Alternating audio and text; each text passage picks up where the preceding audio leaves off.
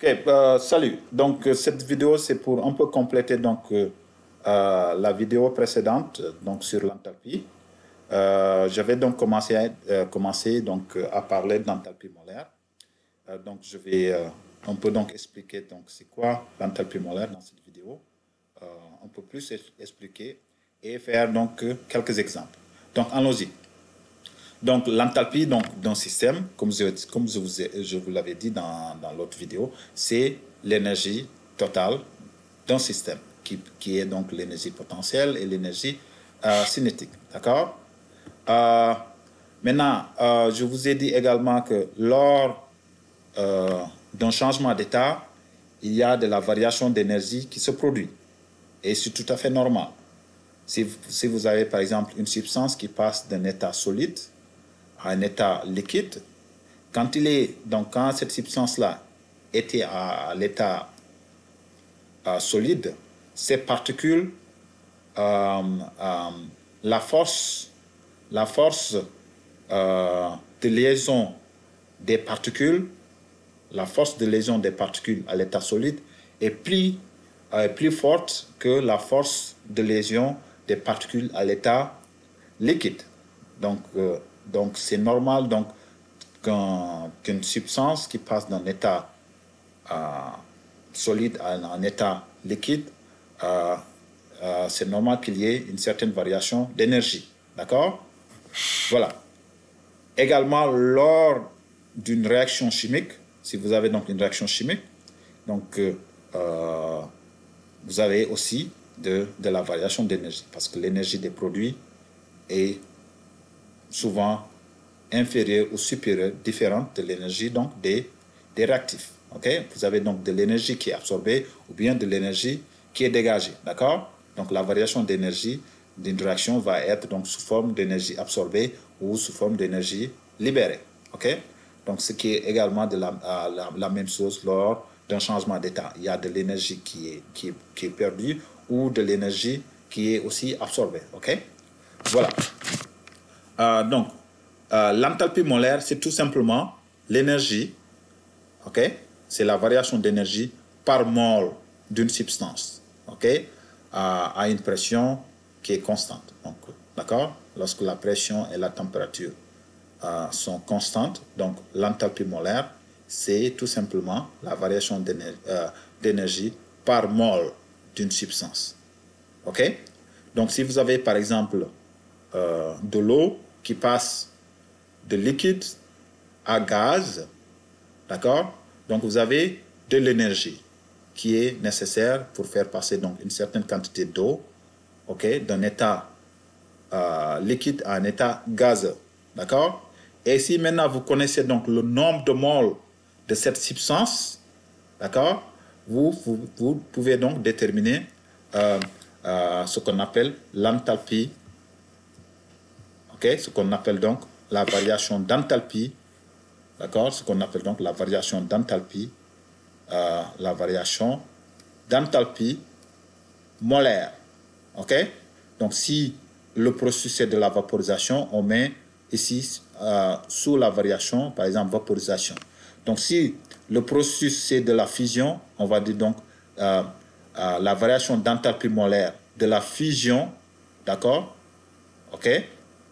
De la fusion, d'enthalpie donc de la fusion molaire, Dans d'une certaine substance, on peut donc rajouter par exemple la substance qui peut être de l'eau, qui peut être une autre substance, d'accord?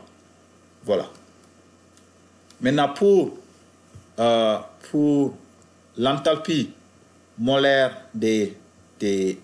lors d'une réaction, on va utiliser donc cette notation là, delta R pour dire donc réaction, une réaction donc générale, d'enthalpie, la variation d'enthalpie, d'accord, molaire d'une réaction, d'une certaine substance. On peut rajouter la substance en mettant une parenthèse, d'accord, Par exemple, supposons c'est de l'acide chlorhydrique,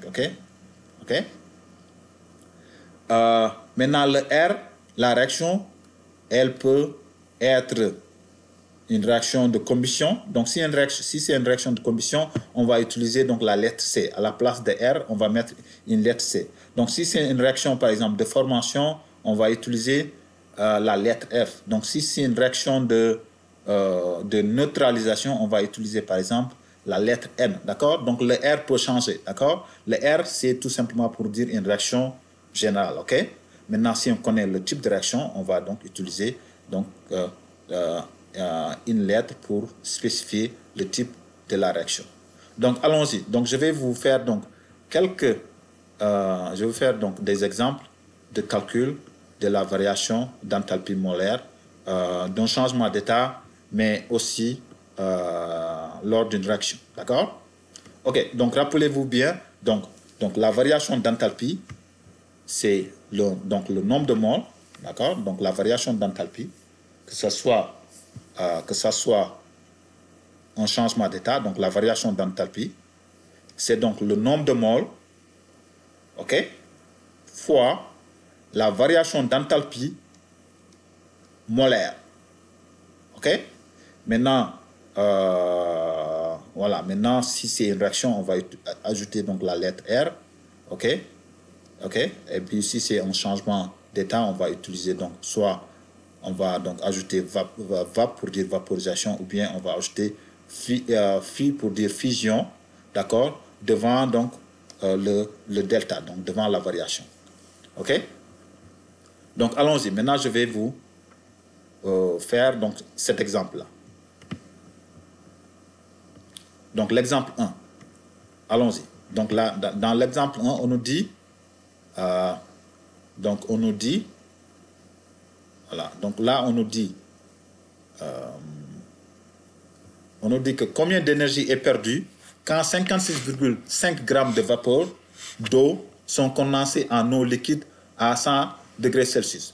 Donc là, vous avez de l'eau, ok, liquide à 100 degrés Celsius. Donc de l'eau liquide à 100 degrés Celsius qui va donc devenir de la vapeur, ok, qui va donc devenir de la vapeur, ok. Donc c'est toujours de l'eau, mais de l'eau en état de gaz, ok. Donc là, on nous a donné donc la masse, de l'eau qui est égale à 56,5 grammes, ok. Voilà, et on demande de calculer donc combien d'énergie est perdue. Donc, comme on passe donc de l'état liquide à l'état gaz, il y a de l'énergie qui est perdue. Donc, il y a de l'énergie qui est perdue. Donc, il y a dégagement de la chaleur, ok? Il y a de l'énergie qui est perdue, ok? C'est tout à fait normal, ok? Et donc, cette énergie-là, donc, ça correspond tout simplement donc à la variation, d'accord? À la variation d'enthalpie, ok? À la variation d'enthalpie de la vaporisation. Donc, je mets ici VAP devant le delta, ok? De l'eau qui va être égal donc au nombre de moles. Donc, c'est égal au nombre de moles, désolé. Donc, c'est égal au nombre de moles. Donc, c'est égal à donc, le nombre de moles de l'eau en état liquide, ok, fois maintenant la variation d'enthalpie molaire de la vaporisation, ok, de l'eau, ok, de l'eau. Voilà. Et pour trouver donc cette quantité-là, la variation d'enthalpie molaire de la vaporisation de l'eau, je vais donc utiliser donc le manuel. Si vous utilisez le manuel, vous allez à la page, je pense à la page 826, à la page 826. Là, donc, vous trouvez ici que la variation, d'accord, la variation d'enthalpie de la vaporisation de l'eau, d'accord, de l'eau, ici, de l'eau est égale à voilà, est égal à 40,65. D'accord? Égale 40,65 kJ par mol. D'accord? Donc, je reviens ici. Donc là, donc je vais dire donc que delta vaporisation, ok, donc la variation d'enthalpie, donc lors d'une vaporisation de l'eau, la variation d'enthalpie molaire lors de la vaporisation donc de l'eau est égale à 40,65 kJ par mol. Ok? Et puis donc là, je vais calculer le nombre de moles de l'eau.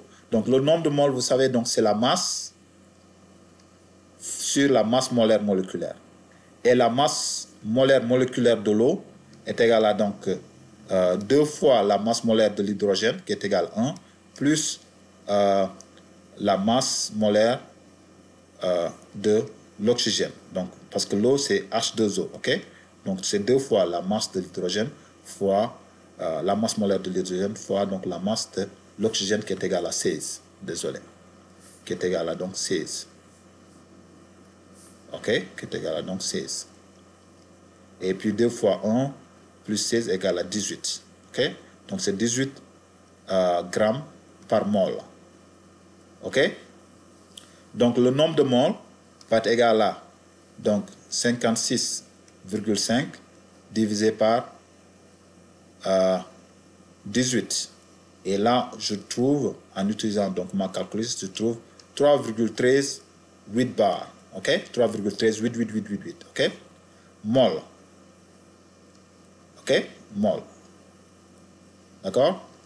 Et puis ensuite, donc, comme je connais donc le nombre de moles, donc je peux calculer donc l'énergie. Donc cette énergie qui est dégagée va être égale à donc ça, à 40,65 fois 3,8.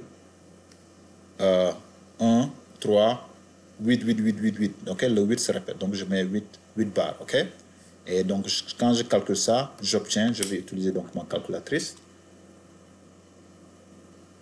Donc j'obtiens 40,65 fois 3,1388.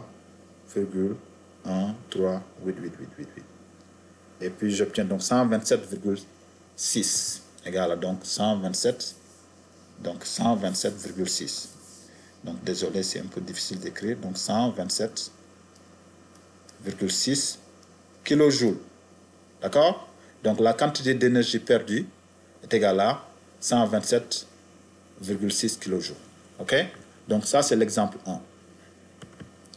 Donc allons-y maintenant à l'exemple 2. Donc dans l'exemple 2, on nous dit quelle est la variation d'enthalpie de la vaporisation. Donc là, la variation d'enthalpie de la vaporisation. Donc on nous demande donc de calculer delta vaporisation, d'accord, de quelle substance? Le fréon 12. Donc le fréon 12, c'est Cl2, d'accord, F2. D'accord? OK? C'est ça qu'on nous demande de calculer. Donc on sait que ça, c'est égal à donc, le nombre de moles donc, du fréon 12 fois maintenant la variation, d'accord, lors de la vaporisation, la variation molaire lors de la vaporisation, d'accord, du fréon 12. OK? Donc c'est Cl2, F2. D'accord? Voilà. Et puis, ça, on va le lire dans le manuel à la page 826. Donc, allons-y. À la page 826, d'accord? Si vous regardez bien, donc le fréon 12, ok? Pour donc, la vaporisation donc, du fréon 12, c'est bien égal à 20,1. Ok? C'est 20,1. D'accord? 20,1 kJ. Ok? Donc là, delta vaporisation, d'accord, la variation d'enthalpie molaire donc du fréon 12 égale à 20,1 kJ. Voilà, ok. Donc là, il vous suffit donc tout simplement de calculer donc maintenant le nombre de moles. Donc le nombre de moles est égal à donc la masse sur la masse molaire moléculaire. Ok? Donc si vous avez donc le nombre de moles, vous multipliez ça donc par la variation molaire pour trouver donc la variation d'enthalpie donc du fréon 12. Allez, merci.